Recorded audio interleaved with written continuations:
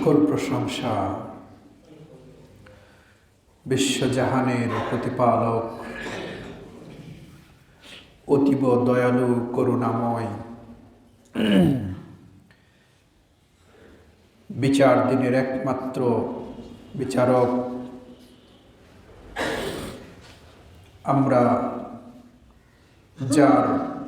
শুধুই যার ইবাদত করি এবং যার সাহায্য নিয়ে আমরা বেঁচে আছি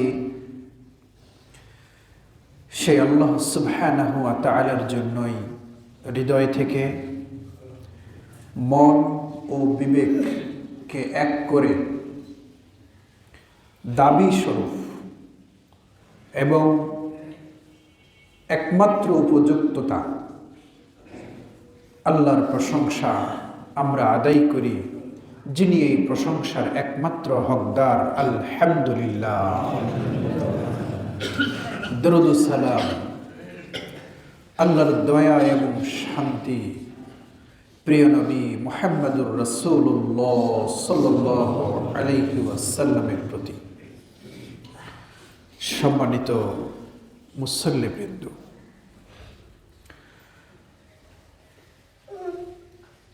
আমাদের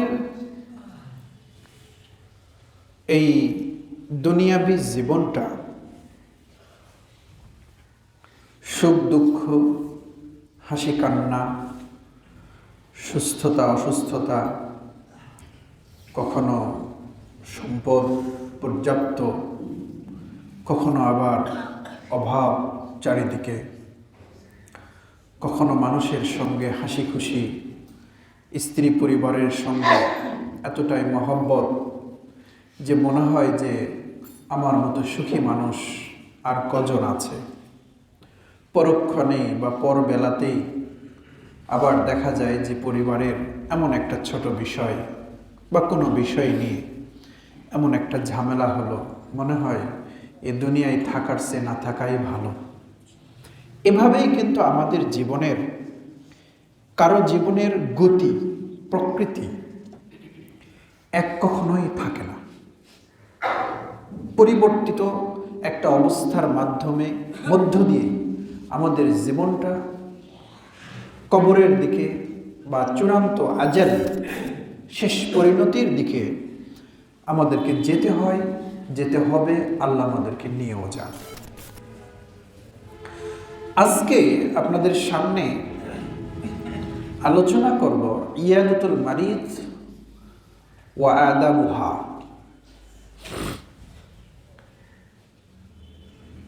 অসুস্থ ব্যক্তি তথা রোগীর সাক্ষাতে যাওয়া এবং এ বিষয়ে কিছু আদব, এই বিষয়ে আপনাদের সামনে কিছু আলোচনা রাখব ইনশাআল্লাহ। হাদিসের পাতায় আমাদের দৈনন্দিন জীবনের আমল করণীয় সুসংবাদ অথবা ভীতি প্রদর্শন এর চমকপ্রদ বহু নসিহা উপস্থাপনা রয়েছে। একটা হাদিসে রয়েছে যে মা মিন মুসলিমিন ইয়াউদু আখা মুসলিমান, কোন মুসলমান ভাই যখন কোনো অসুস্থ মুসলিম ব্যক্তিকে দেখতে যান তো ফাহুয়া ফি খুরফাতিল জান্নাহ হাত্তা ইয়ারজিআ, সে জান্নাতের খুরফা এর ভিতরে থাকে। কিলা ইয়া রাসূলুল্লাহ আমাল মাহিয়াল খুরফা। রাসূলুল্লাহ সাল্লাল্লাহু আলাইহি ওয়াসাল্লামকে সাহাবীগণ বললেন, হে রাসূল, আপনি আমাদেরকে বলেন, আপনি তো বললেন যে একজন মুসলিম যদি আরেকজন অসুস্থ মুসলিমকে যদি শুধু দেখতে যায়, তো দেখতে যে যতক্ষণ না ফেরে ততক্ষণ পর্যন্ত জান্নাতের খোরফার ভিতরে থাকে। তো we do not know what is the খোরফা অফ এ হ্যাভেন। তো জান্নাতের খোরফা জিনিসটা কি, এটা আমাদের জানা নেই। তখন রাসূলুল্লাহ সাল্লাল্লাহু আলাইহি সাল্লাম বললেন, এটা কি জানো? এটা হলো তোমরা যেরকম পাকা পাকা ফল, খেজুর বা অন্য কোনো ফল যখন পাকে বা সংগ্রহের যখন সুযোগ তৈরি হয়, সিজনটা আসে, তখন তোমরা যেরকম করে ফলগুলো যত আগ্রহ করে হাসি মুখে বস্তা ভরে ভরে, আমরা তো তাই করি না? মানে নবী বলছেন যে তোমরা যেরকম করে ফল আহরণ করো, যে আগ্রহ নিয়ে ফলগুলো যে তোমরা সংগ্রহ করো, তো যতক্ষণ অসুস্থ ব্যক্তির পাশে থাকে ততক্ষণ পর্যন্ত সে যেন এই দুনিয়ায় অবস্থান করে জান্নাতে তার রিজিক কি হবে সেই ফল সে দুহাতে সংগ্রহ করে। সুবহানাল্লাহ,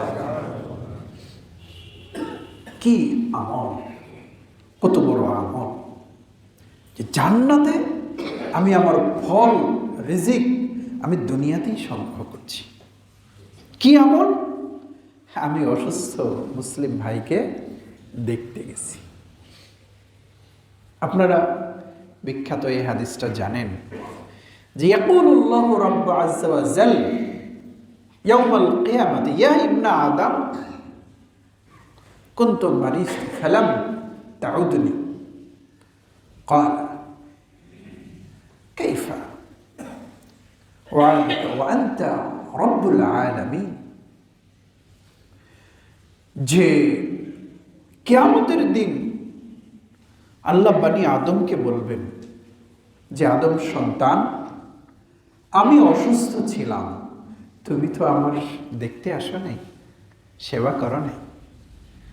বান্দা বলবে, আল্লাহ আপনি রব্বুল আলামিন, বিশ্বজগতের সব কিছুই আপনার, আপনি সব কিছু পরিচালনা করেন, হ্যাঁ আমি কেমনি আপনার সেবা করব, দেখতে যাব? আল্লাহ উত্তরে বলবেন যে কেন, তুমি কি জানতে না যে অমুক লোকটা অসুস্থ ছিল? তো তুমি যদি তাকে দেখতে যেতে তাহলে আমাকেই পাইতে। সুবহানাল্লাহ। আল্লাহকে পাওয়ার এটাও একটা মাধ্যম, যে অসুস্থ ব্যক্তিকে দেখতে যাওয়া। তাহলে অসুস্থ ব্যক্তিকে দেখতে যাওয়া মানে আল্লাহকে পাওয়ার মতো বিষয়। এখানে একটু আকীদাগত একটু বিষয় বলা প্রয়োজন, তারপরে আমি আমার আলোচনার সামনে এগোবো ইনশাআল্লাহ। দেখেন তো কি বোঝা যায়, যে হাদিস দ্বারা কি বোঝা যায় যে অসুস্থ ব্যক্তিকে দেখতে যাওয়াটা যেন কাকে দেখতে যাওয়া? আল্লাহকে। এটা কিভাবে? তো এটা হলো আল্লাহ রাব্বুল আলামিন এটা একটা মান দিয়েছেন। কিভাবে মান দিয়েছেন? কিছুদিন আগে আমার এক রিলেটিভ আমাকে বলছিলেন যে আমি একটা কাজে আমার বাড়ির একজনকে অমুকের কাছে পাঠাইছি। তো যে পরিচয় দিয়েছে চেনে না যে অমুকের সন্তান এসেছে। তো যে খাতির আত্মীর করেছে, যে প্রয়োজনীয় কিছু সেটা মিটাইছে, তার কাছে এটা গর্ব এবং আনন্দের ব্যাপার হয়েছে যে সুবহানাল্লাহ, আমার সন্তানকে সে এতটা মূল্যায়ন করেছে যে আমি খুশি হয়ে গেছি। এই কথাটা এবার একটু উল্টে নেন। এক জায়গায় আপনার সন্তানকে আপনি পাঠিয়েছেন একটা কাজে, তো অপমান করে পাঠিয়ে দিয়েছে। এবারে আপনি বলছেন, ছেলে এসে আপনাকে বলল যে আমার সঙ্গে এই বিহেভ করেছে। আপনি শুনে তো মনে এত দুঃখ পেলেন যে মনে হচ্ছে যে অপমান তো ছেলেকে করেনি, অপমানটা আমাকেই করেছে। এরকম অনুভব করেন তো নাকি? মানুষ করে না? যে ওকে অপমান করেনি রে, অপমানটা আমার করেছে। অনেক সময় আমরা দেখি যে আমাদের নামাজে যেরকম মুসল্লি আছে, অনেকে হয়তো এখনো 5 ওয়াক্ত নামাজ পড়তে পারে না, এরকম মুসল্লি তো আছে আমাদের, কিন্তু ইমাম সাহেবকে বড্ড ভালোবাসে। তো একজন লোক ইমাম সাহেবকে অপমান কোনো কারণে করছে, ও দাঁড়ায় গেছে দূরে এক জায়গায়। আমাদের হুজুরকে তুমি কথা বলতে পারবে না, সোজা কথা। হুজুরকে অপমান করা মানে আমাকে অপমান করা। আমি থাকতে আমার হুজুরকে অপমান করতে দেব না, এরকম মুসল্লি আছে না? ভালোবাসা আছে না? তা আপনি কি বুঝলেন? এই 3টা আমি দৃশ্যপট দেখালাম, আপনি কি বুঝলেন? যে মানুষ অন্যকে করলে যেন আমাকেই অসম্মান করেছে, যেন অপমান করেছে আমার এক ভাইকে, তো মনে হয় কি আমাকে অপমান করেছে, আমি এত আঘাত পেয়েছি, কিন্তু আমি তো না। বোঝা গেল কথাটা? মানে ওই অসুস্থ ব্যক্তিটা তো আল্লাহ না, কিন্তু আল্লাহর তো সে একজন বান্দা। এই বান্দাকে সেবা করাটা আল্লাহ এত খুশি হয়েছে যে কি বলছে, যেন ওই বান্দার সেবা করাটা মানে যেন তুমি কার সেবা করেছ? আল্লাহ বলেন যেন আমারই সেবা করেছে। এটাকে একটু ইন্টেলেকচুয়ালি কি বোঝা যায় যে এইটা প্রেক্ষাপটটা কি দাঁড়ালো? এই কথাগুলো কেন বললাম, আলোচনার একটু বাইরে এই কথাগুলো কেন বললাম জানেন? আমাদের সমাজে কিছু মানুষ রয়েছে, মানুষ মানুষকে এখন আল্লাহ মনে করে। মানুষ মানুষকে আল্লাহ মনে করে। দলিল কি?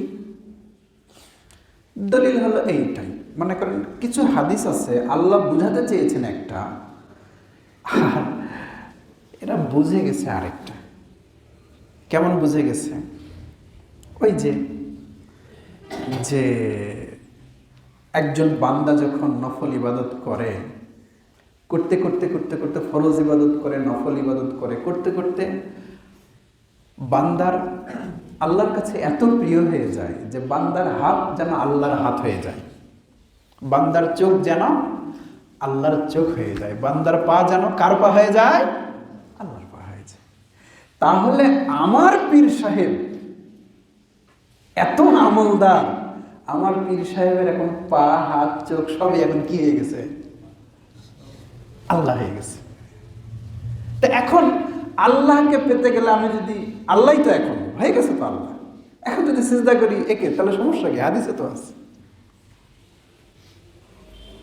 তা এখন আমি যদি বলি এই যে হাদিসটা, যে আল্লাহ কি বলেন যে আমার অসুস্থ বান্দাকে তুমি সেবা করলে আমার সেবা হতো, তার মানে ওই অসুস্থ ব্যক্তিটাই কি এখন আল্লাহ? কিন্তু তারা তো ওই রকম করেই তো অর্থ নিছে, তো হাদিসের অর্থটা তো তারা ওভাবেই নিয়েছে যে আল্লাহর এই অসুস্থ ব্যক্তির যদি সেবা করে আল্লাহর সেবা হয়, তাহলে অসুস্থ ব্যক্তিরকে সিজদা করলে আল্লাহর সিজদা হবে না? এখন কথাটা কি ছিল আর বুঝেছেটা কি বা বোঝানো হচ্ছে কি, আমি এই পার্থক্যটুকু শুধু একটু তুলে ধরতে চাচ্ছি। ইসলামে যত গুমরাহ ফেরকা রয়েছে তাদের প্রত্যেকের কিন্তু সামনে দেখবেন ওরা কিন্তু কোরআন বলে হাদিস বলে দিয়েই কিন্তু আপনাকে বুঝাবে। তখন সাধারণ মুসল্লি যারা কোরআন হাদিস সম্পর্কে ওই রকম জানেন না, তারা তাদের খপ্পরে পড়ে কোরআন হাদিস বলছে, মানা তো লাগবেই না। তা এখন কি বোঝা গেল যে এই কথাটার মানেটা কি? মানে আল্লাহ আল্লাহর জায়গায় আছে। আবার দেখেন আছে না যে ওহুয়া মিন হাবলিল ওয়ারিদ, মানে বান্দার যে ঘাড়ের যে রগ, এটা যেরকম বান্দার কাছে, আল্লাহ হলো এরকম তোমাদের কাছে। এটাও তো কোরআন হাদিসেরই কথা। আল্লাহ তোমাদের কাছে, ওই যে সাআলাকা ইবাদি আন্নি ফাইন্নী করিব উজিবু দাওয়াতাদ দাঈ ইযা দাআন। আল্লাহ বলেন ওই যে সাআলাকা ইবাদি আন্নি, হে নবী আপনাকে যখন কেউ প্রশ্ন করে আমার সম্পর্কে, মানে আল্লাহ বলেন, তো আপনি বলেন যে ইন্নী করিব, আমি কি আছি? আমি তো কাছেই রয়েছি, তো আল্লাহর কাছেই রয়েছে। এই কথাগুলো তো কোরআন হাদিসেরই কথা, কিন্তু এই কথার দ্বারা আমরা কি বুঝেছি? যে আমরা বুঝেছি অন্যরকম, যে আল্লাহ তো আমার কাছে আছে, তো আমার কাছেও আছে, পীর সাহেবের কাছেও আছে, সবার কাছে আছে, তার মানে যত আল্লাহ তত আল্লাহ। কি সুন্দর আল্লাহ বলেছে কোরআনে। আর আরেকটা জাল হাদিস আছে, কলবুল মুমিনি আরশুল্লাহ, মুমিনের কলব হলো আল্লাহর আরশ। এটা কিন্তু জাল হাদিস, এটা আরবিতে লেখা আছে, কিন্তু এটা হাদিস না। তো এই কথাগুলো বলে কোন দিকে নিয়ে যাওয়া হলো? অথচ বিষয়টা তো এটা না। এটা আমরা আপনাদেরকে আগেও বলেছি, যে আমরা কি বলি, যে আল্লাহর নিয়ন্ত্রণ, আল্লাহর দর্শন, আল্লাহর শোনা, আল্লাহর ক্ষমতা কাছে থাকলে যেরকম সেই রকমই আছে, যদিও তিনি কোথায় আছেন? 7 আসমানের উপরে আরশে আজিমে, সেখানে তিনি আছেন, কিন্তু সেখান থেকে তার ক্ষমতা সর্বত্রই সমানভাবে প্রযোজ্য। এই জন্যই আমাদের দেশে ভাগ হয়ে গেছে, মানে বিদআতি আকীদা, যেরকম আমাদের দেশে বলা হয় যে আল্লাহ সর্বত্রই বিরাজমান। দলিল কি? এই যে কোরআন হাদিসে আছে, আল্লাহ রোগীর কাছে আছে, পীরের কাছে আছে। আল্লাহ বলছে যে আমি কাছে থাকি, আমি ঘরের নিকটে থাকি, তাহলে তো আল্লাহ সব জায়গায় আছে। কিন্তু এই সব জায়গায় থাকাটার মানেটা কি? সব জায়গায় থাকার মানেটা হলো যে তার ক্ষমতা, তার নিয়ন্ত্রণ সর্বত্রই কি ফুলফিল, কোথাও তার নিয়ন্ত্রণের বাইরে নেই। কিন্তু তিনি একজন কোথায় আছেন? মেরাজের রাতে আল্লাহ রাব্বুল আলামিন রাসূল সাল্লাল্লাহু আলাইহি ওয়াসাল্লাম আল্লাহর সঙ্গে কথা বলার জন্য কোথায় গিয়েছিলেন? সব জায়গায়, সব জায়গায় গিয়েছিলেন। তাকে তো এক জায়গায় যেতে হয়েছিল, 7 আসমান। এই ওয়াজ কিন্তু আমরা সবাই করি, যে প্রথম আসমানে অমুক ফেরে অমুক নবীর সঙ্গে দেখা হলো, দ্বিতীয় আসমানে অমুক নবীর সঙ্গে দেখা হলো, তৃতীয় আসমানে অমুক নবীর সঙ্গে দেখা হলো। বক্তা বলছেও তাই, যে এই করতে করতে করতে 7 আসমানের উপরে, ওখান থেকে সিদরাতুল মুনতাহা, এই সেই আল্লাহর সঙ্গে কথা বলে আসে। বক্তা ওয়াজও করতেছেও তাই। তারপরেও বলতেছে যে আল্লাহ কোথায়? সর্বত্রই বিরাজমান। পার্থক্যটা বোঝা গেল? তো এভাবে আমাদেরকে কোরআন হাদিসের বক্তব্য একরকম, বুঝ হয় আরেক রকম।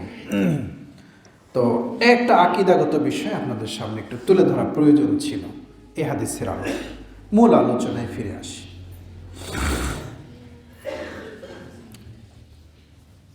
রাসূলুল্লাহ সাল্লাল্লাহু আলাইহি ওয়াসাল্লাম বলেন যে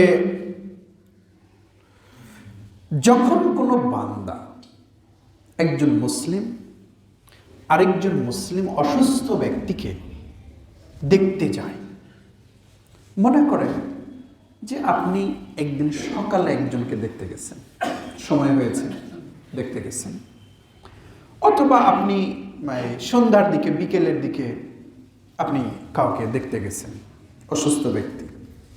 তো অসুস্থ ব্যক্তিকে দেখতে যাওয়াটা এটা একটা ফজিলতপূর্ণ আমল। ফজিলতপূর্ণ আমল মানে আমি আপনাদেরকে এটাও বলি, সুন্নতে মুআক্কাদা। ঈদের নামাজ কিন্তু সুন্নতে মুআক্কাদা। অসুস্থ ব্যক্তিকে দেখতে যাওয়া হলো এরকম, কথাটা বুঝবেন। কোন কোন ইমামের নিকটে ঈদের সালাতটা হলো ওয়াজিব। অনুরূপ কোন কোন ইমামের নিকটে, মুহাদ্দিসিন কেরামের নিকটে অসুস্থ ব্যক্তিকে দেখতে যাওয়াটা ওয়াজিব।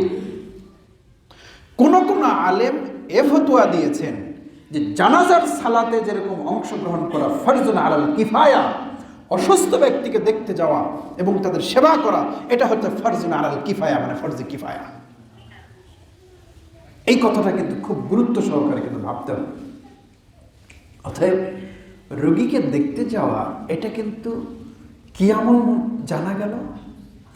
কোন গ্রামে যদি একজন অসুস্থ রোগী যদি পড়ে থাকে, কেউই যদি তার সেবা না করে, সকলেই দায়ী হবে, সকলেই দায়ী হবে।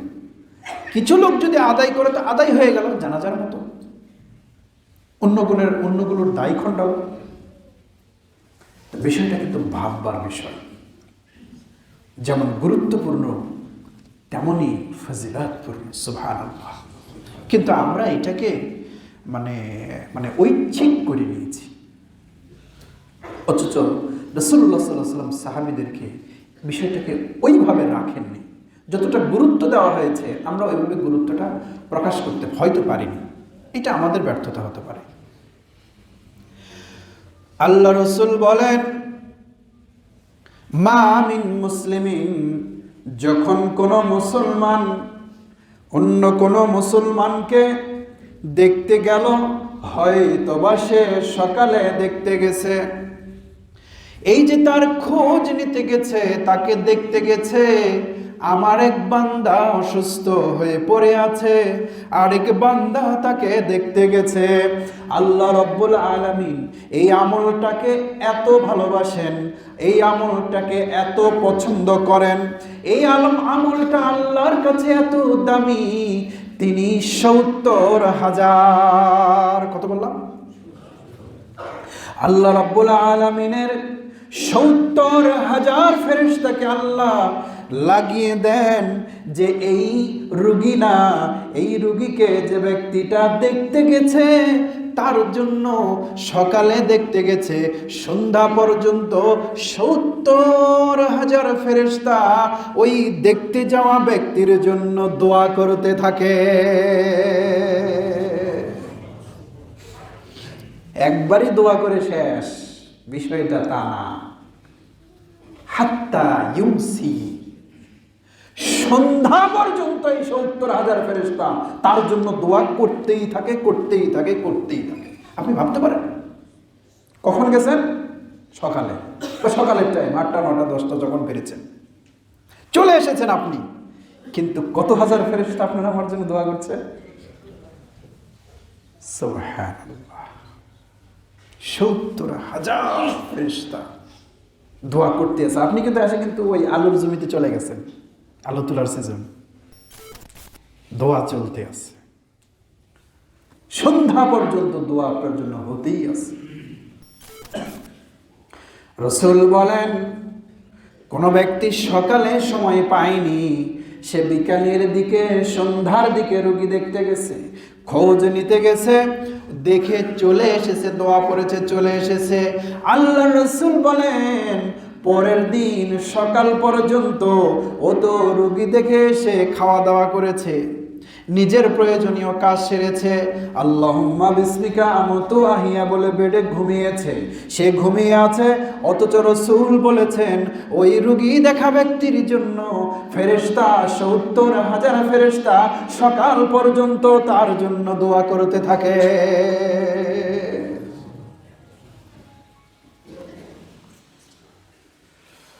তবে এখানে কিছু কথা বলা দরকার আছে। রোগী দেখা আদব,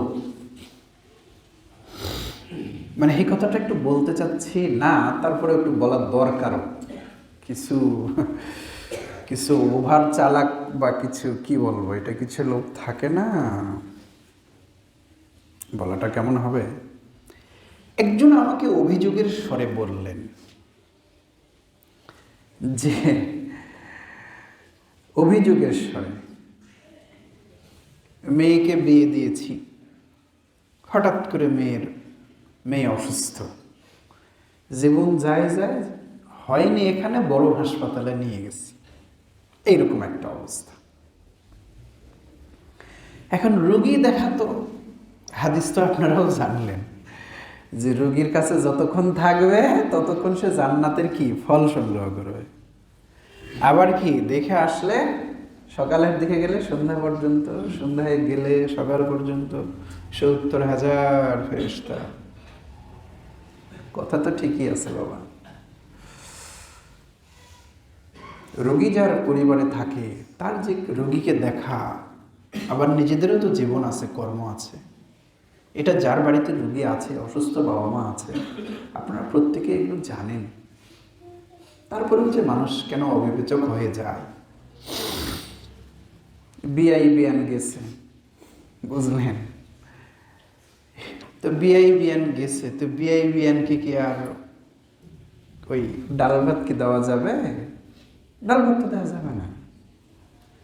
তো বিআইবিএনকে একবেলা ডাল ভাত মানে ভালো তরকারি, বিআইবিএন আসছে, বৌমাকে দেখতে আসছিল, তাদের তো আসার অধিকার আছে।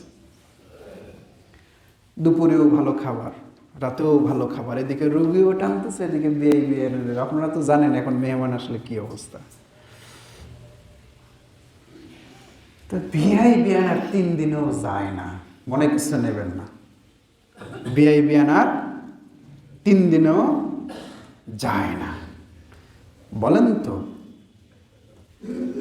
এটা রোগীর ফ্যামিলিতে এটা কি হচ্ছে? এটা রোগীর ফ্যামিলিতে এটা কি হচ্ছে? জ্ঞানী মানুষ তো, এটা আমি বাড়িয়ে বলিনি, বানিয়েও বলিনি। মানুষের উপরে ক্ষুব্ধ হয়, বোঝাও লাগে। বিষয়টা যদি এরকম হয় যে আমি একা পারি না, বিয়ান সাহেব আপনি একটু থাকেন, নিজের বোনের মতো 2 বিয়ান থাকবে, গল্প করবে, সেবা করবে, সেটা ভিন্ন কথা। কিন্তু না, এটা হয়তো লাগবে না, তারা দেখতে আসবে, থাকলো একবেলা, দেখে চলে গেল, কিন্তু আর যায় না। এদিকে রোগীর ব্যবস্থা করবে, আবার যদি খারাপ যদি কোনো কিছু হয় তাহলে তো পরবর্তীতে ওই ঘরে তো বেটি আবার যাবে, তো বিআইবিএন তোমার বেটির কথা শোনাবে, তোর বাড়িতে গেছে না, তোর মা এইগুলা খাওয়াইছে। ওইদিকেও তো ভয় আছে, মেয়ের বাবার মায়ের তো চিন্তা তো অন্যরকম না, এটা তো আমরা তো জানি। এই যে দেখেন, এখন উনি যদি ওই হাদিস বলেন যে যতক্ষণ রোগীর পাশে থাকবো ততক্ষণ তো আমি জান্নাতের আমি খুরভা সংগ্রহ করতেছি, মানে ফলমূল সংগ্রহ করতেছি, এখন ফতুয়াটা কি ঠিক আছে না উল্টে গেছে বলেন তো? আমি এই কথাটা বুঝাতে চাচ্ছি, বিবেচনা করে বুঝবেন।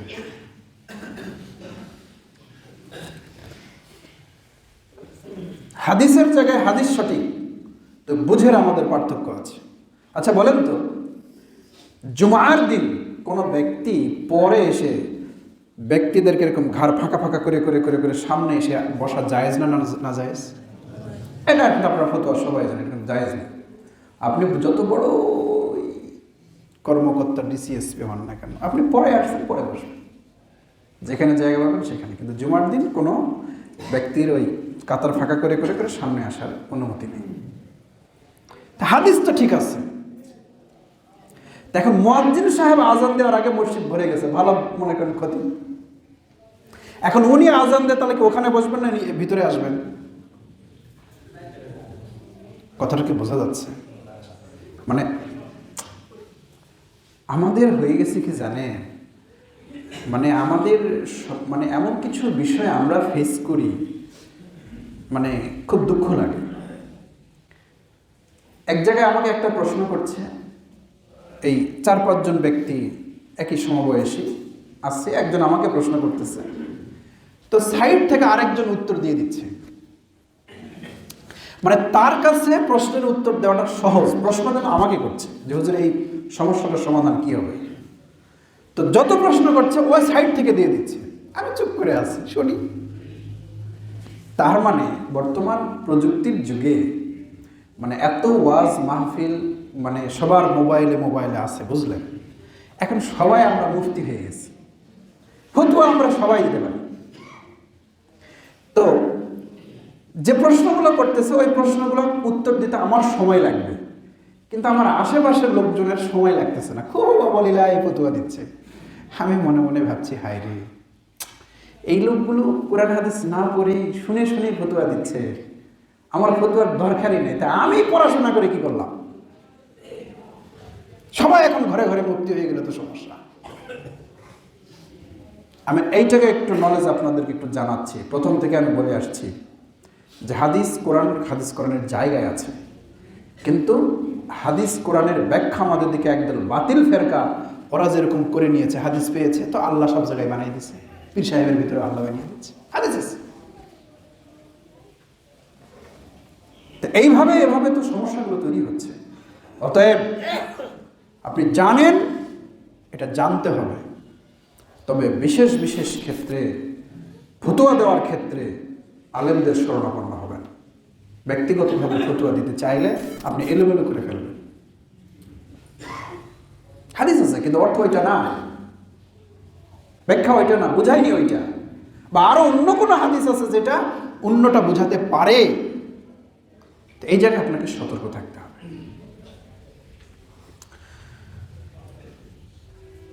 একটা আইডিয়া একটু শেয়ার করি।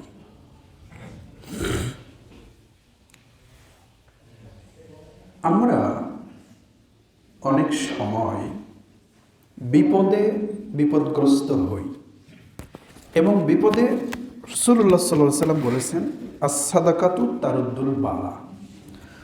সাদকা করলে বালা মুসিবত কি হয়? দূর হয়। এই জন্য আমরা সাদকা করি না, সাদকা করি।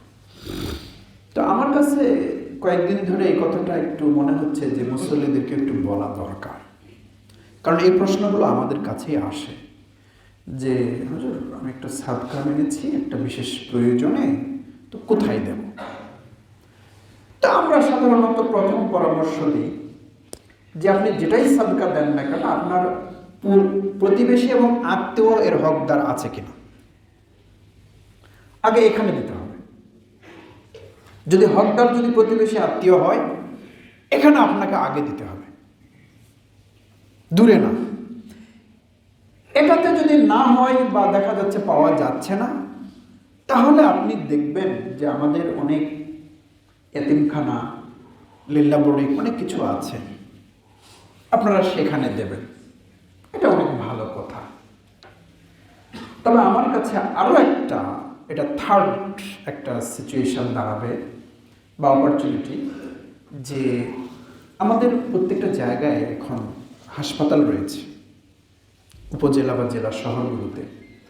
আপনার যদি সাদকা যদি আপনি করতে চান, মনে করেন 5,000 টাকা, 1,000 টাকা, 500 টাকা, একটু কষ্ট করে মনে হয় হাসপাতালে গেলে বেশি ভালো হয়।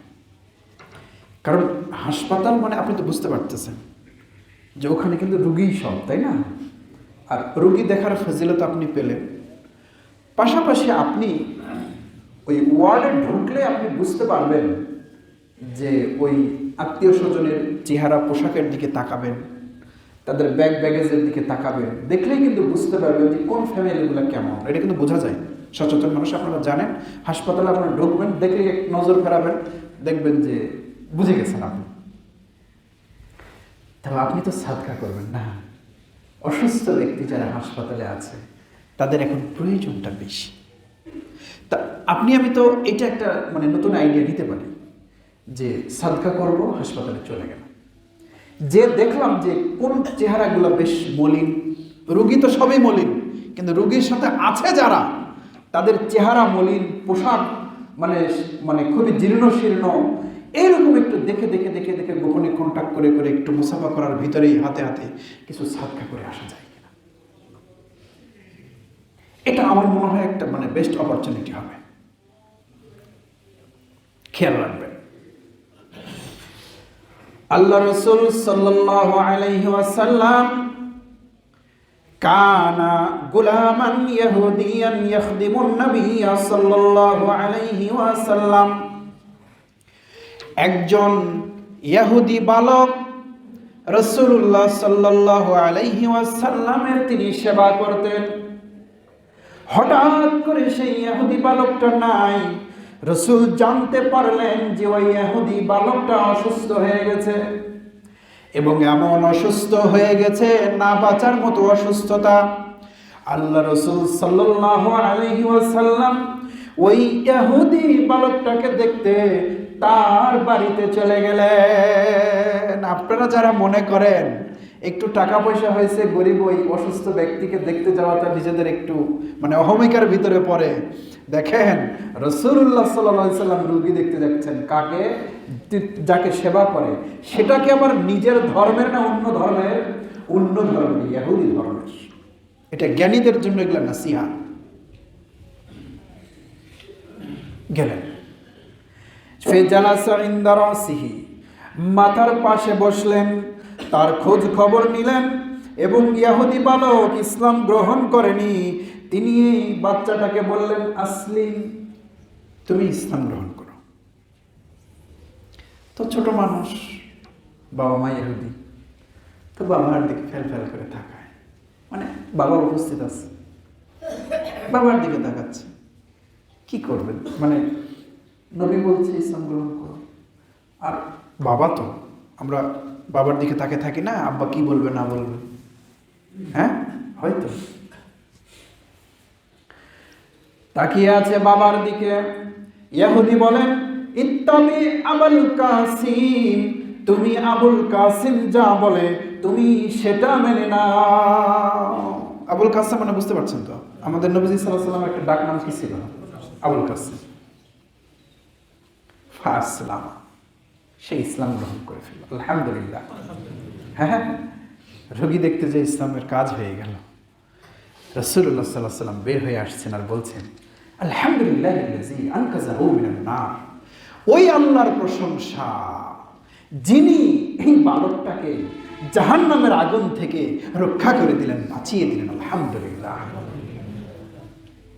সম্মানিত উপস্থিতি, রোগী দেখা, রোগীর কাছে যাওয়া অত্যন্ত ফজিলতপূর্ণ আমল। তবে খেয়াল রাখতে হবে আমার দেখতে যাওয়াটা যেন এত সময় নিয়ে না হয় যেটা আমি ওই পরিবারের উপকারটা দূরে থাকা বিপদের কারণ হয়ে দাঁড়িয়েছি, এটা যেন না হয়। এমন সময় যাব যেটা খাবারের সময় না, এমন সময় যাব যেটা হয়তো ওরা ব্যস্ত বেশি থাকবে, এরকম না। যাব, দেখব, আর সাথে করে নিয়ে যাওয়ার বিষয়টা সাধ্যের উপরে। অনেক সময় আমাদের দেশে কিছু ট্রেন চালু হয়ে গেছে যে হাতে করে না নিয়ে গেলে শরম লাগে। দেখেন, আপনার থাকলে আপনি হাতে কিছু করে নিয়ে যাবেন, এটা ভিন্ন কথা, কিন্তু হাতে করে নিয়ে যেতে হবে এটা কিন্তু আবশ্যক না, কিন্তু রোগী দেখতে যেতে হবে। এটা আপনি আমিও যেন ছোট না মনে করি, তারাও যেন ছোট না মনে করে, দেখিস সবাই সব কিছু নিয়ে আসে, ও খেলো কিছু না নিয়ে আসা পারেনি, না বিস্কুট হাতে করে নিয়ে আসা পারেনি রে, এরকম সমস্যাও আছে, মনে করা যাবে না, পারেনি, নিয়ে আসেনি। কিন্তু এই জন্য এই দ্বিধায় রোগী দেখতে যাব না, বিষয়টা কিন্তু এটা নয়। আল্লাহ সুবহানাহু ওয়া তাআলা আমাদেরকে, আমরা আজকে সুস্থ আছি, আমি হয়তো অসুস্থ হয়ে যেতে পারি, আপনি অসুস্থ হয়ে যেতে পারেন। আমাদের প্রত্যেকের বাড়িতে হয়তো বয়স্ক অসুস্থ বাবা মা, আত্মীয় স্বজন, দাদা দাদি আছে, তাদের ধৈর্যের ব্যাপার আছে। তারা একটু ভাববেন যে আপনার জন্য এটা, ওই বিয়ের জন্য এটা খুরফা মিনাল জান্নাহ না, জান্নাতের ফল সংগ্রহ করেনি, কিন্তু আপনার বাড়িতে অসুস্থ রোগী আছে, আপনি সেবা করছেন, আপনার স্ত্রী সেবা করছে, তার মানে কি? আপনি যদি 2 বছর 5 বছর ধরে যদি সেবা করেন, বুঝতে হবে যে আপনি এতদিন ধরে শুধু সেবা করেননি, আপনি কি করেছেন?